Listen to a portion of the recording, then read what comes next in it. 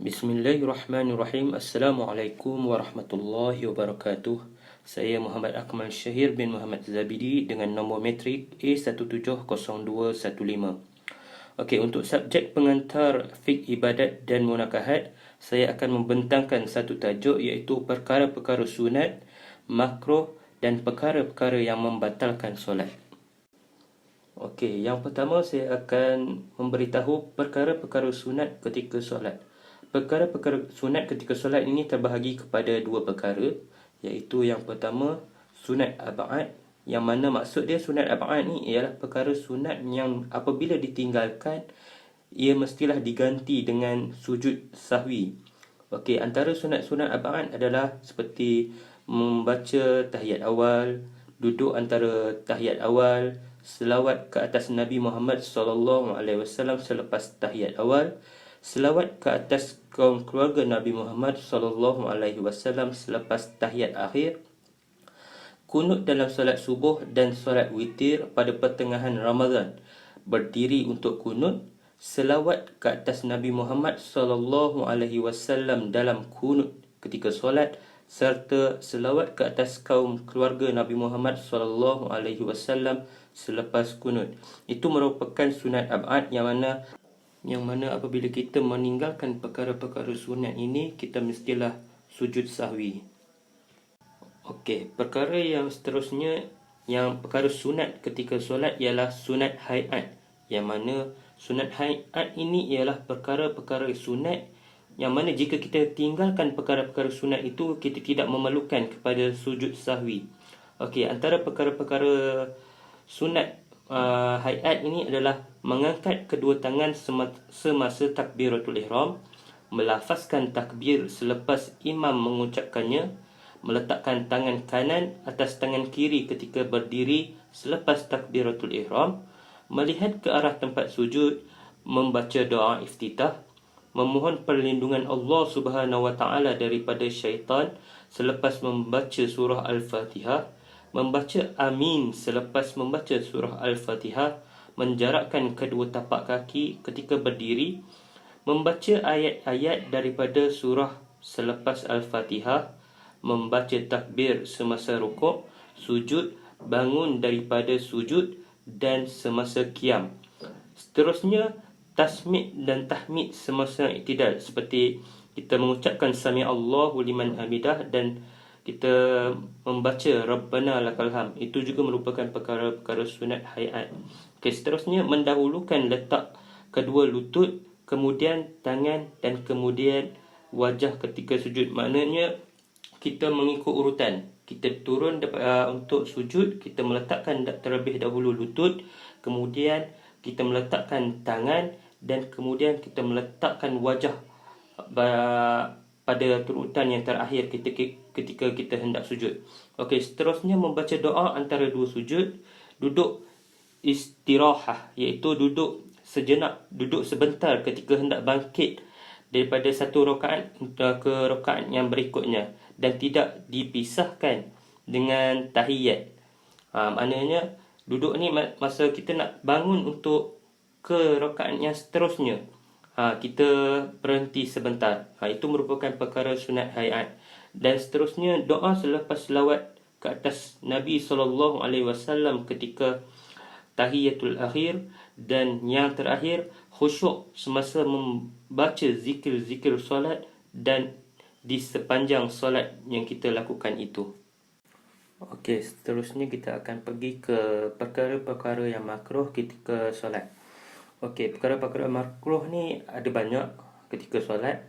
Antaranya yang pertama, meninggalkan sesuatu perkara sunat dalam sembahyang dengan sengaja.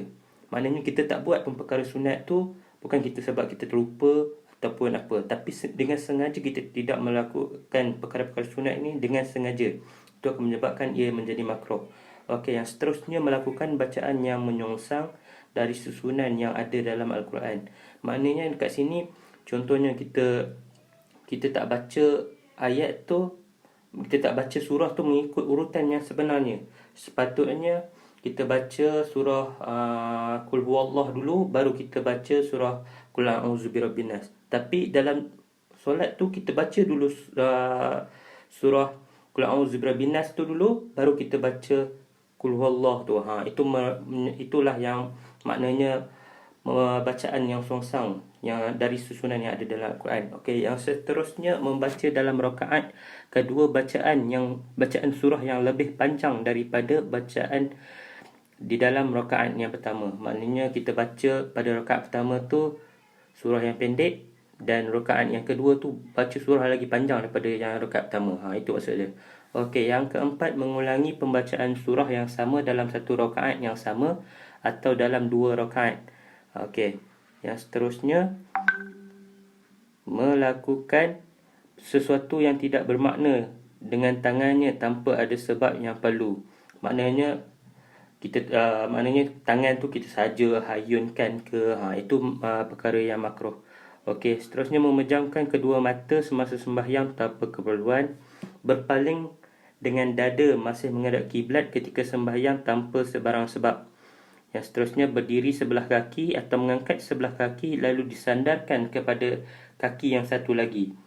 Yang seterusnya, bersembahyang dalam keadaan menahan keinginan untuk membuang air kecil, air besar atau menahan daripada terkentut.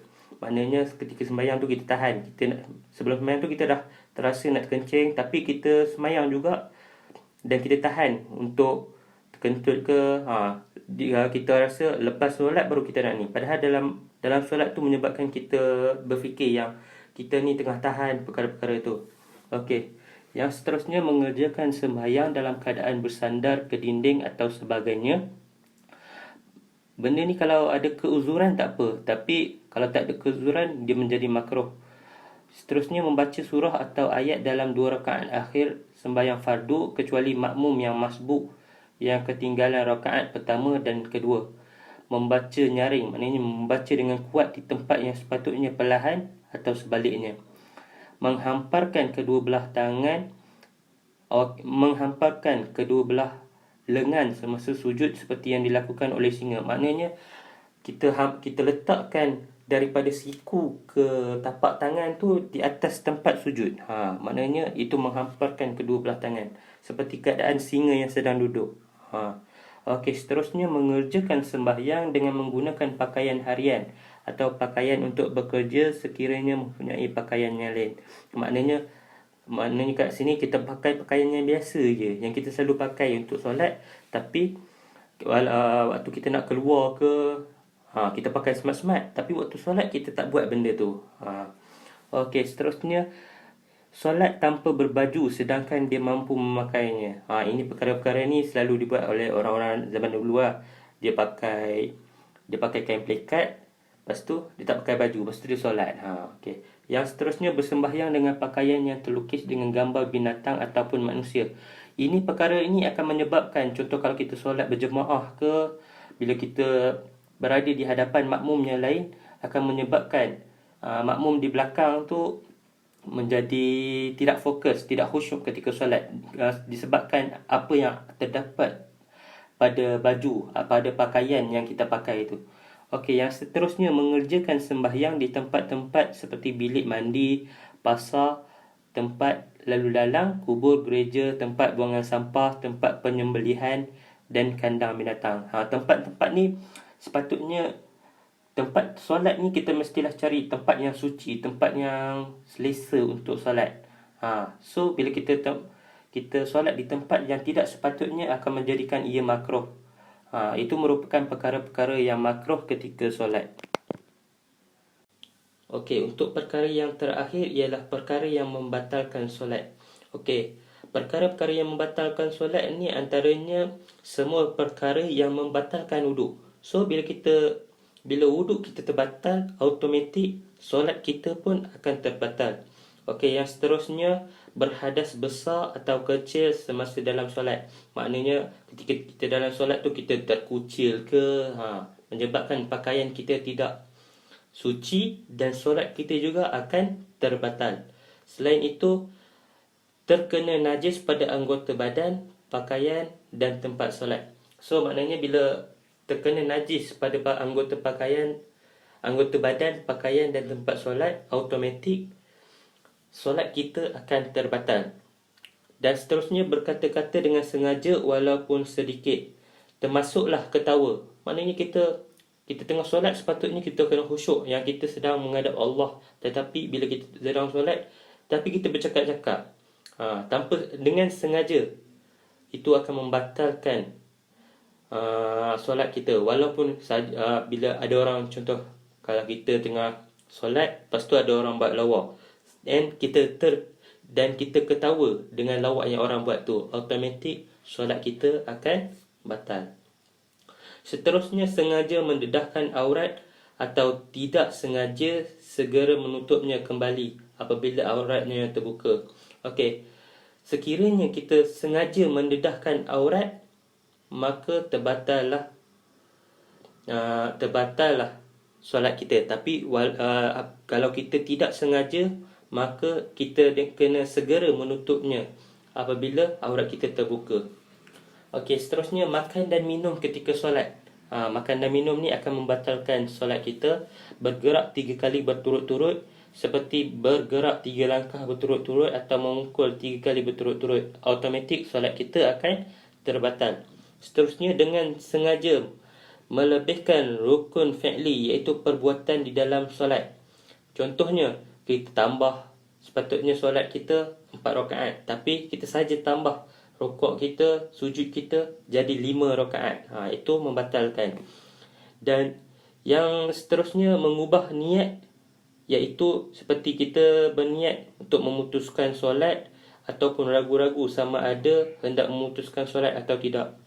Dan contohnya waktu kita tengah solat tu, kita rasa ragu-ragu yang solat kita ni, yang kita tengah fikir, kita ni ada sembahyang ke tak. So kita memutuskan untuk berniat, mengubah niat kita, so automatik solat kita akan terbatal. Seterusnya, berpaling daripada menghadap kiblat dengan memusingkan dadanya ke kiri atau ke kanan.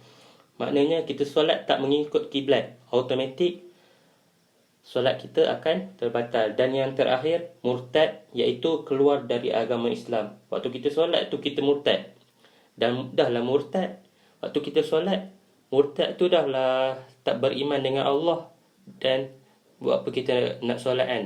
So bila kita murtad, automatik solat kita tu akan terbatal. Okey, itu saja untuk tajuk saya. Sekian, terima kasih. Assalamualaikum warahmatullahi wabarakatuh.